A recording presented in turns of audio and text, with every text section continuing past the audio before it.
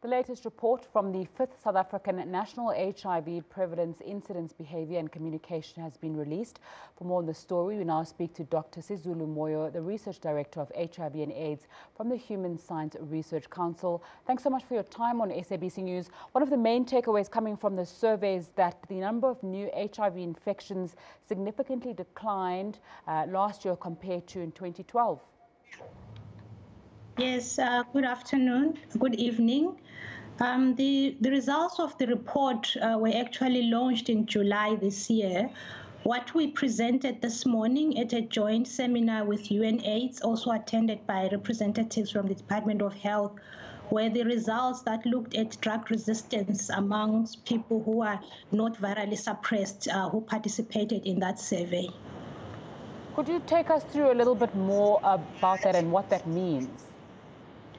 Okay, so just to give you a short recap, so this is the 5th survey, as you mentioned, and it's a biobehavioral survey where we look at, we collect questionnaire data on attitudes, knowledge, and behaviors related to HIV. We also collect blood samples. We test for HIV antibodies to determine HIV status. We also test for recency of infection. We also test for exposure to antiretroviral drugs, and we also test for viral load levels as well. And obviously the new thing that we added, which we presented this morning, was on HIV drug resistance.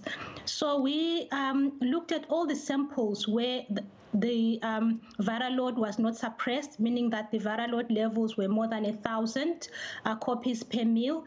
And these were then tested to look at the resistance levels. And what we found is that overall, in terms of drug resistance mutations, over a quarter of the participants, of responders who were tested, had some level of drug resistance. It was actually 27.4% overall. And then when you break it down by the drug classes, mainly those used in first-line treatment, it was about 18.9% of people who were resistant to a single drug class, and there were 7.8% were resistant to 2 drug classes. So that's the main overall findings, the first one. Can you give us the implications of this drug resistance, what it means to a person on a day-to-day basis?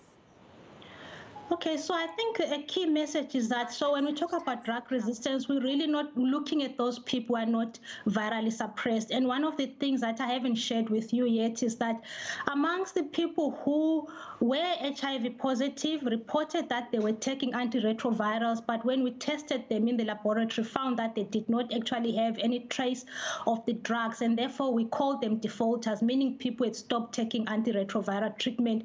We found quite a notable level of drug resistance, and this really speaks to strengthening the program so that people can stay in care. In this particular subpopulation, it was 75% of the samples that were tested had drug resistance mutations, and this is something that is consistent with what has been found in other studies. For example, the report that was released by WHO in 2017 that looked at drug resistance found that people who default, or people who are no longer in care, are more likely to have drug resistance. It's more than twice those people who retain in care. So the message really is around adherence to treatment, strengthening the program, and getting people to remain on treatment and not to default from taking their treatment. You've sampled obviously quite a large size of people across the different age groups. Can you give us an indication of the attitudes, knowledge and behavior, how they change according to the different age groups?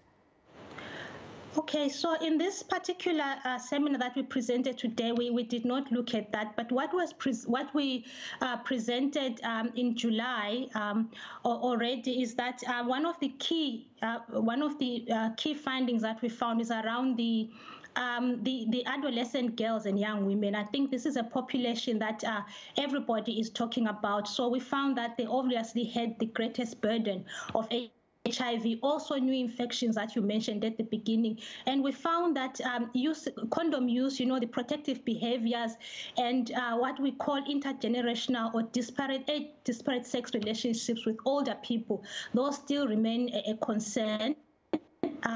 So those are some of the findings that we presented in July.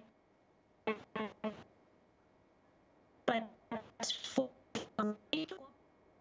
We apologize for that loss of audio of Dr. Moyo there. It's time for a short break. We'll have more news for you on The Full View. Do stay with us and do keep on sending us your feedback using Twitter and WhatsApp.